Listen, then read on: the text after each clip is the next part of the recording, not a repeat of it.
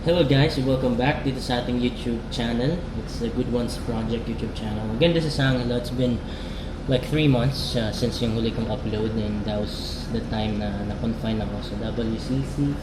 And for this video, again, I'm at the hospital.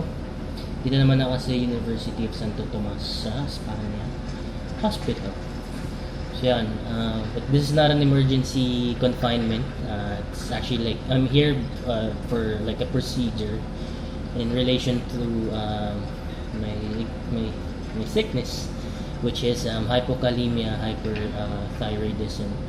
So today's March 5. Shooting this video March 5. Actually, I'm about to go home this time, and then so I'm here since March 3. So this is my third day na here sa hospital. So, it's minabuti kang pagdaanan mo lahat or tapusin mo na lahat bago ako maggawa ng video explaining how this procedure works. So, ayun na nga. So, ang procedure na ginawa dito sa akin sa UST is RAI or Radioactive Iodine. So it's a procedure using radiation para tunawin yung thyroid glands para ma-cure yung hyperthyroidism ko. Minsan mga thyroid cancer din na-cure din siya through RAI. So sa akin, RAI ko is 20 mCi, yun yung parang dosage niya. So hindi siya ganun kataas, hindi siya ganun kababa, kaya hindi siya pwede outpatient or hindi siya pwedeng inumin sa bahay. So, radioactive iodine to cure hyperthyroidism. And it's a procedure through a medicine. Kasi parang biogesic alaksan lang yung laki. Capsule na ipapainom sa'yo ng doctor, na nuclear medicine doctor. Papainom sa'yo, tapos after nun, syempre may radiation ka na sa katawan. So, yan, totally mag-isa ka sa room. So, mag-isa ako sa room for mga 1 to 2 days lang. Tapos, nung bumaba na yung level ng radiation sa katawan ko, since mababa lang naman, pinayagan na ako may kasama, pero may distance pa. Even at home, medyo isolated pa rin ako a little bit kasi hindi ako pwedeng may katabi, no kissing, no hugging, lalo na sa bata. Kasi nga may radiation. Most especially, bawal din madikit sa mga buntis. Yan, dahil nga sa radiation. Kasi masama nga sa katawan yung radiation. So, yun na nga. Wala lang. Ininom ko lang yung gamot. Una, may meter to measure yung radiation level ng katawan, and then yung sa room, and then after ko uminom yun, pumalo na yung meter. That's the time na iniwan na ako ng partner ko at saka ng doctor. Niyan lang nila ako for a few, tas nilalagay lang yung food ko dun sa ref kasi hindi wala na rin check ng vital signs. And what's good is walang tawag dyan, dextrose, so makakakilos ka mag-isa. So, ang expectations noon, sinad sa akin expectation na pwede akong masuka, pwedeng sumakit yung lalamunan ko, umilit yung pakaramdam dahil sa gamot. Pero so far, for the past 2-3 days, parang normal lahat. Parang, wala lang. Parang uminom lang ako ng gamot na may radiation. Tapos, wala lang. Everything looks normal naman. So, hopefully, maging okay na lahat. Hindi naman daw siya agad-agad yung epekto. Bale, yung nangyayari kasi, yung radiation, pumupunta sa thyroid gland mo, tapos kung ano lang yung enough na radiation na kailangan para tunawin siya, yun lang yung kakapit doon. Tapos yung iba, iihi mo siya, ipapawis, idudumi. Sa laway din, mag-stimulate din sa laway. So yun yung way para mapapaba. And since ihi ako ng ihi during the time, yun, sobrang bilis na bumaba ng radiation level sa katawan ko. So dito sa UST, nag-aantay pa ako ng bill, pero expected is 51,200. So, room, kasi kailangan isolated ka. So, mahal din yung room dito. 75 per day. So, sa 3 days, mga 22,500 ka. Sa doctor, professional fee, yung monitor ng radiation level, yung tumitingin sa'yo from time to time, 18,000 yung professional fee. Tapos, yung gamot mismo is 10,000 plus. May in-order pa abroad. Kaya by booking din itong RAI na procedure. So yun, ang balang nangyari, for 2 months, kinokontrol yung thyroid ko. And then once na-control na siya, schedule ako for RAI.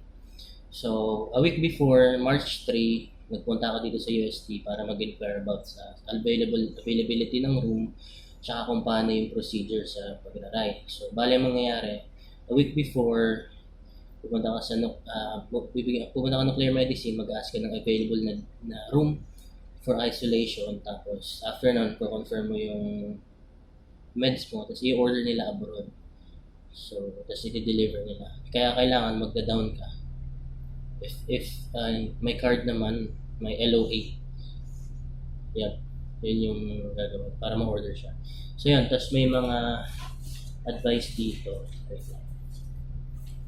So, ito yung instructions. So, last meal. So, may fasting siya. Last meal at 7 a.m. Fasting at least 2 hours.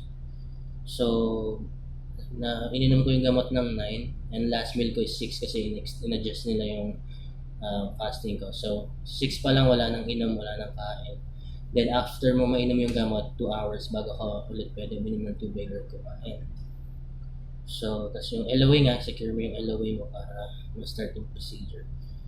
Tapos, pwede ka rin mag-cancel just in case magbago yung isip mo or hindi ka maging available or kulangan sa budget. Tapos yung mga kailangan mo specifically for the procedure is yung admitting order, of course, water, 2 bottles ng 5 to 6 liters kasi kailangan mo uminom ng tubig at least 1 glass per hour. Every hour kailangan mo uminom ng tubig para mas mabilis na mababa yung radiation level. The sour fruits, candies, and or juice kasi may mga tendency na mawalan ka ng panlasa because of the meds. Pero sobrang rare lang talaga siya. So, yun din. Sabay mo sa tubig or basta po, nabagot ka, candy ka lang. Kasi para lumalabas din through saliva yung radiation sa katawan. So, yun. Comfortable clothes and toiletries. So, bale ang advice sa akin, hindi ako pwedeng masyadong malapit sa tao, 2 meters away at least for 7 days. Tapos yung gagamitin kong pinggan, kutsara, lahat ng gagamitin ko, kailangan iwalay ko siya for 1 week. Ako na rin maghuhugas naman. Tapos pag mag-flush naman ng inidoro, pag gagamit ng CR, kailangan 2 to 3 times ipa-flush. Make sure na nabuhusan siya ng maayos kasi nga yung effect ng radiation. So that's for 1 week, kaya naka-leave din ako for a week. So that's how it works. Then sa pag-inom naman, bago ka rin 3 days before ka naman start ng RAI, stop rin yung meds na tinitake mo for hyperthyroid. Ako, nagtitake ako ng PTU. So, pinastop siya for 3 days. Tapos, ngayon, pinapa-continue na ulit para mas mababa na yung dosage. Tapos, may follow-up check-up to check. So, may iba na umuulit pa ulit ng RAI. Depende. Pero sa akin, mukhang hopefully hindi na kasi sa meds pa lang na-control na yung sa thyroid ko. Bumaba na yung yung sa normal level niya, mababa na siya. So, hindi na siya hyper. So, parang normal na siya actually. Pero, babalik siya pag stop ka ng meds. So, kailangan mo pa rin uminom ng gamot. Depende kung ano yung magiging advice nito. Pero ngayon nga, nag-aantay na lang ako ng bill. So, sa akin, in my case, may card naman. So, yeah. Wala. May babayaran pa rin kasi yung room nga dito is parang wala siya sa category ng card ko. So, may part na may babayaran pa rin. Siguro less na yung minimum na yung 10,000. Yeah. Tapos, yun nga, may side effect din yung radiation. So, since nilalabas mo yung radiation mostly sa pag-ihi, sa pagdumi, so may tendency talaga na hindi ka maging fertile. Mabaog pa. Nasaan nga mga tropa kasi kakapunin na daw ako. So, yun yung mangyayari kasi doon. Hopefully not, pero if in case, okay lang naman kasi may anak na rin ako. And it's also best na hindi kayo magkaanak 6 months, 7 months after radiation. Kasi nga, may risk na pwedeng mangyari sa bata, may mga side effect na pwedeng makuha ng bata. So, careful talaga dapat after ng radiation. So, yun lang naman ang radioactive iodine. So, yeah, monitor ko pa rin from time to time kung ano yung mangyayari. So, yun lang naman yung advice. Meron din naman silang ibibigay na, ayan, parang papers, radiation safety precautions and instructions after receiving RAI. So, after the first 2 hours of treatment, drink plenty of water for the next 2 days. Make sure you urinate frequently, especially for the next 12 hours. And then, if you vomit within the first 3 hours, avoid touching the vomit with your hands. Instead, use paper towels or plastic bag to pick up the vomit and flush it down the toilet. Notify us by phone immediately. So, pag nasuka ka, kailangan sila yung maglilinis kasi may tamang procedure ng paglilinis mo. Better kung sa CR mo siya. And then, go home directly without stopping at any public places. This may include work and avoid long trips longer than 4 hours in the car or in other forms of transportation, where contact with others is unavoidable. So,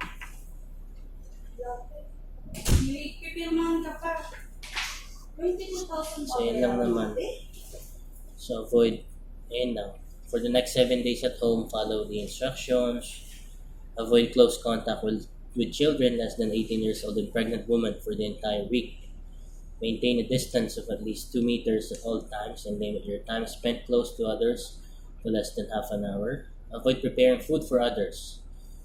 Do not share food, drink, or eating utensils with others. Use separate or disposable eating utensils or wash them separately. Sit while urinating and flush the toilet twice with the lid down after each use. If possible, use separate bathrooms and change clothes daily, more often if you are sweating, and keep these clothes away from others and wash them separately. So take daily showers, shampoo your hair well, and use personal towels. If you share bathroom with others, keep towel in your room after use.